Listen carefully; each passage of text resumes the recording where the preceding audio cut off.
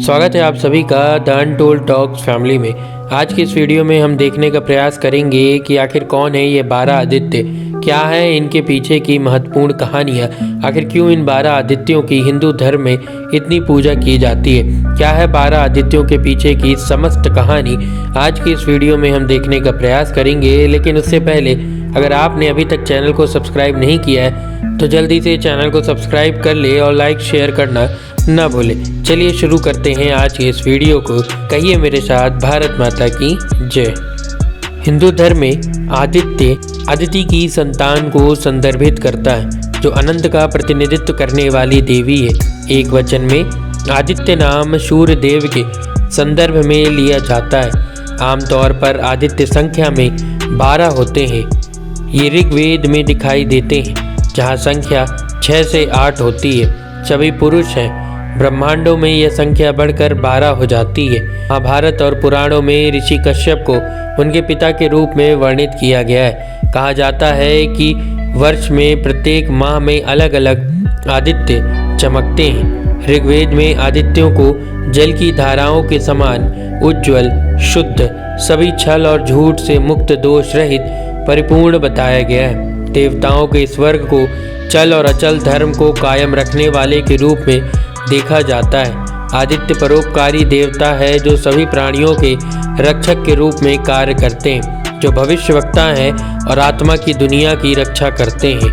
मित्र वरुण के रूप में आदित्य शाश्वत कानून के प्रति सच्चे हैं और ऋण वसूलने वालों के रूप में कार्य करते हैं। संस्कृत में वर्तमान उपयोग में आदित्य शब्द को वैदिक आदित्यों के विपरीत एक वचन बना दिया गया है और इसे सूर्य पर्यायवाची के रूप में उपयोग किया जाता है। माना जाता है कि 12 आदित्य कैलेंडर के 12 महीनों और सूर्य के 12 पहलुओं का प्रतिनिधित्व करते हैं।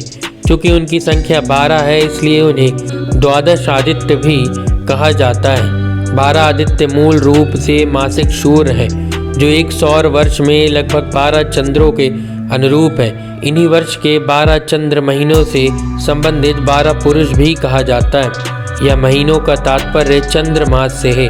खगोल विज्ञान में सौर संक्रांति वाले चंद्र महीनों को एक आदित्य या पुरुष कहा जाता है। संक्रांति रहित मास को नपुंसक मास तथा अतिरिक्त मास या अंतर्वर्ती चंद्रमास भी कहा जाता है। देवताओं का कुल 12 आदित्य, 8 वसु, 11 रुद्र और इंद्र व प्रजापति को मिलाकर कुल 33 देवता होते हैं। कुछ विद्वान इंद्र और प्रजापति की जगह 2 अश्विनी कुमारों को भी रखते हैं।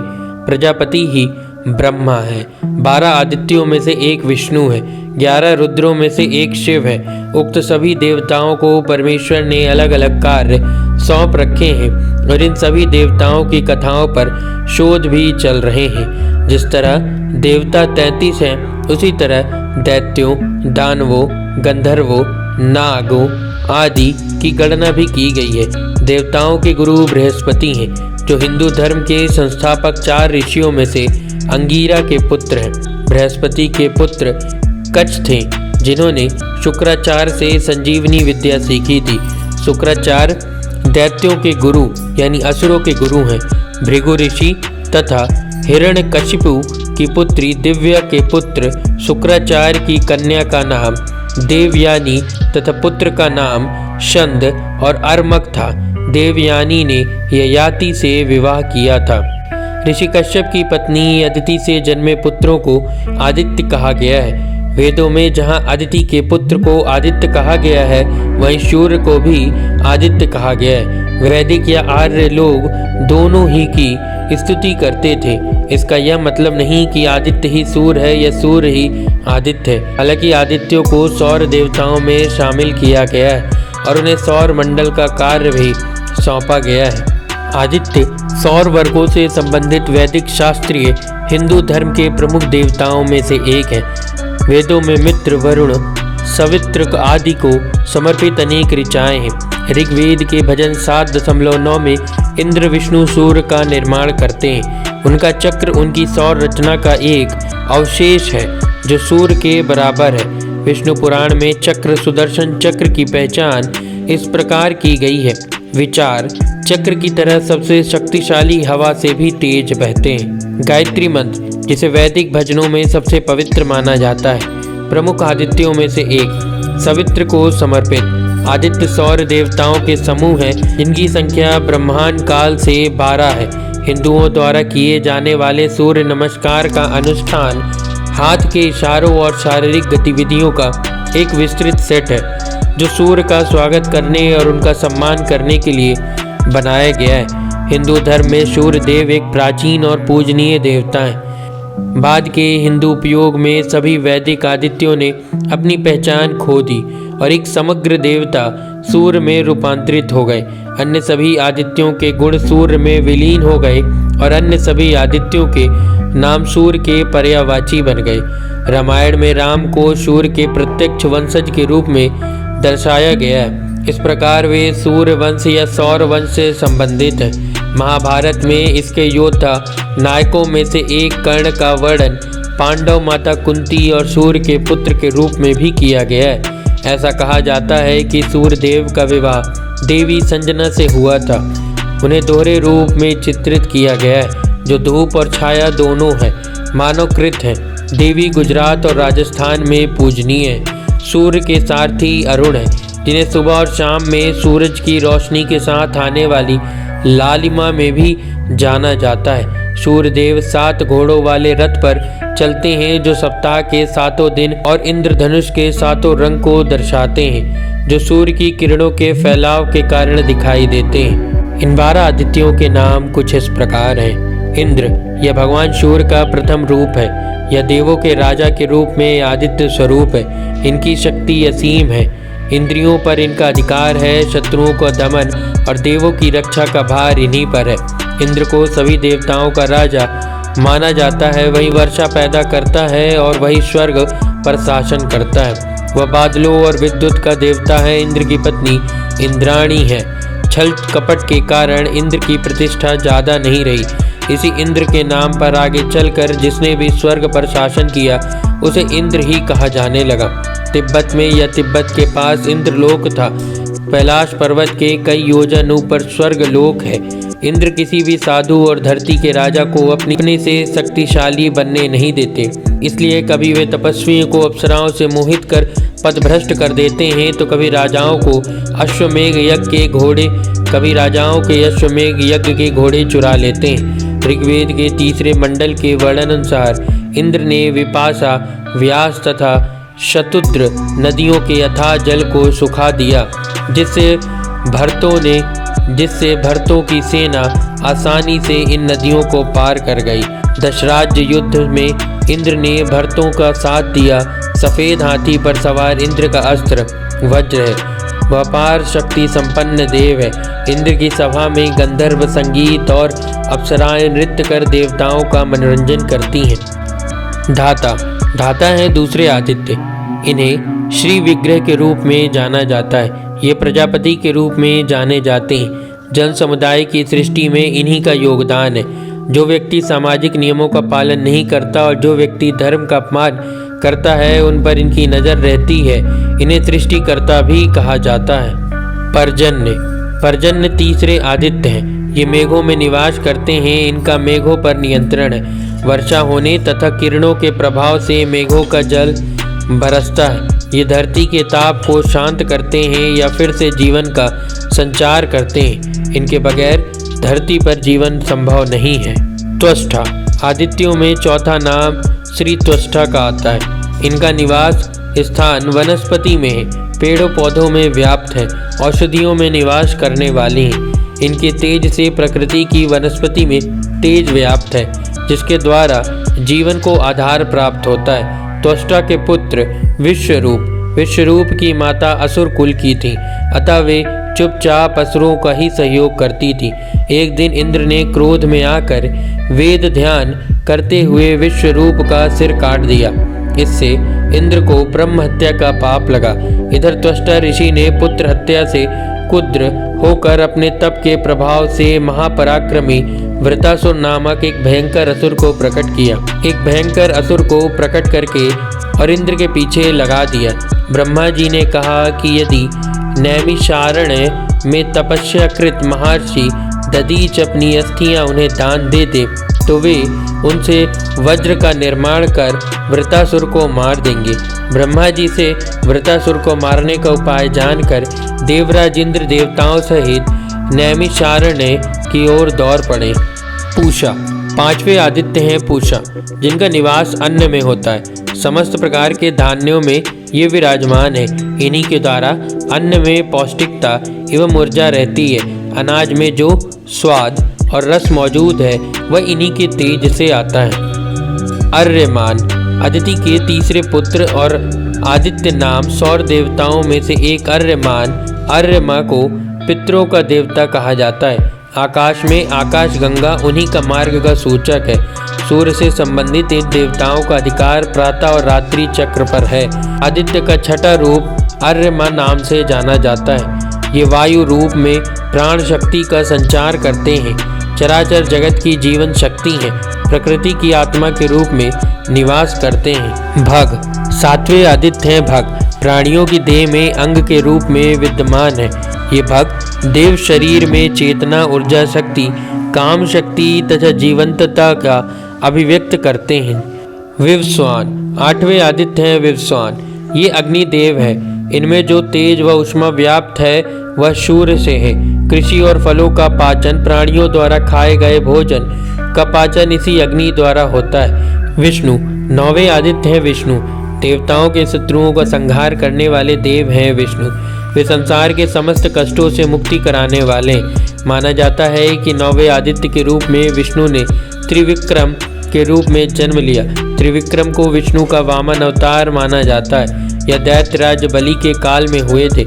हालांकि इस पर शोध किए जाने की आवश्यकता है कि नौवें आदित्य में लक्ष्मीपति विष्णु है या विष्णु अवतार वामन। 12 आदित्यों में से एक विष्णु को पालनहार इसलिए कहते हैं क्योंकि उनके समक्ष प्रार्थना करने से ही हमारी समस्याओं का निदान होता है। उन्हें सूर्य का रूप भी माना जाता है। वे साक्षात सूर्य ही हैं। विष्णु ही मानव या अन्य रूप में अवतार लेकर धर्म और न्याय की रक्षा करते हैं। विष्णु की पत्नी लक्ष्मी हमें सुख, शांति और समृद्धि देती हैं। विष्णु का अर्थ होता है विश्व का अणु। अंशुमान, 10वें आदित्य हैं अंशुमान, वायु रूप में जो प्राण तत्व बनकर देह में विराजमान है वही अंशुमान है। इन्हीं से जीवन सजग और तेज पूर्ण रहता है। वरुण, 11वें आदित्य जल तत्व का प्रतीक है वरुण देव। ये मनुष्य में विराजमान है जल बनकर, जीवन बनकर, समस्त प्रकृति के जीवन का आधार। जल के अभाव में जीवन की कल्पना भी नहीं की जा सकती।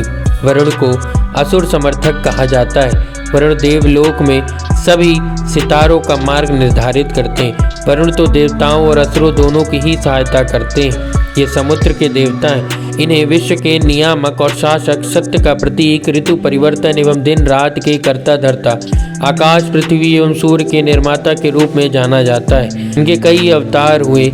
उनके पास जादुई शक्ति मानी जाती है जिसका नाम माया है। मित्र, 12वें आदित्य है मित्र, विश्व के कल्याण हेतु तपस्या करने वाले, साधुओं का कल्याण करने की क्षमता रखने वाले मित्र देवता हैं। ये 12 आदित्य सृष्टि के विकास क्रम में महत्वपूर्ण भूमिका निभाते हैं। ये थे सभी 12 आदित्य। अब जानते हैं सूर्य नमस्कारम के बारे में। सूर्य नमस्कारम सूर्य को नमस्कार या सूर्य नमस्कार सूर्य की पूजा है, जिसे योग में एक अभ्यास के रूप में भी शामिल किया गया, जिसमें कुछ 12 सुंदर रूप से जुड़े आसनों का प्रवाह क्रम शामिल है। इसी तरह के अभ्यास भारत में उपयोग में थे।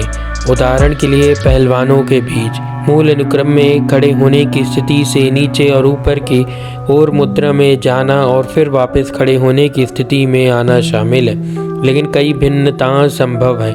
12 आसनों का सेट और देवता सूर्य को समर्पित है। कुछ भारतीय परंपराओं में प्रत्येक व्रत और एक अलग मंत्र भी जुड़ा हुआ है। देखते हैं सूर्योपासना के पर्व को।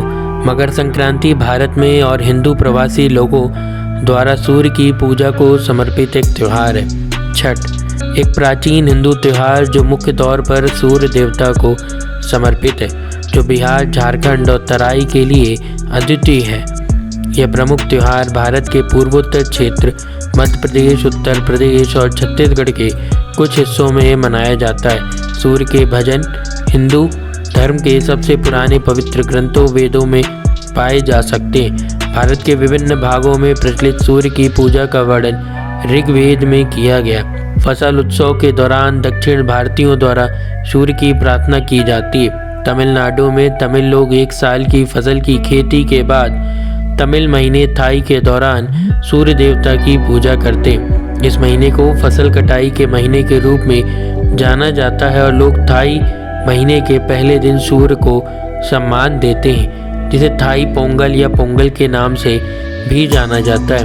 वेद में आदित्यों की संख्या 7 या 8 है और इसमें शामिल हैं वरुण, मित्रा, आर्यमन, दक्ष, भागा, अंशा, सवित्र या सूर्य और कभी कभी मार्तंड को भी शामिल किया जाता है। शतपथ ब्रह्मांड में कुछ अंशों में आदित्यों की संख्या 8 है और उसी ब्रह्मांड के अन्य ग्रंथों में 12 आदित्यों का उल्लेख किया गया, जो निम्न प्रकार है, जैसे यम, आर्यमन, इंद्र, रवि, वरुण, धात्र, भागा, सवित्र, सूर्य, अंशा, मित्रा, दक्ष। विष्णु पुराण में भी आदित्यों की संख्या 12 ही बताई गई है।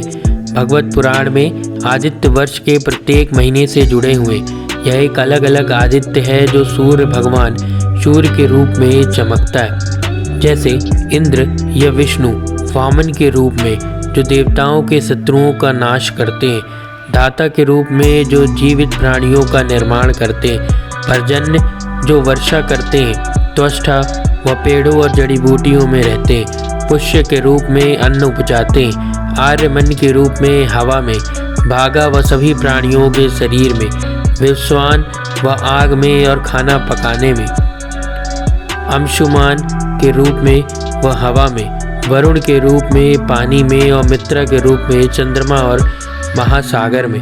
कुछ इसी प्रकार लिंग पुराण में भी 12 आदित्यों का नाम बताया गया।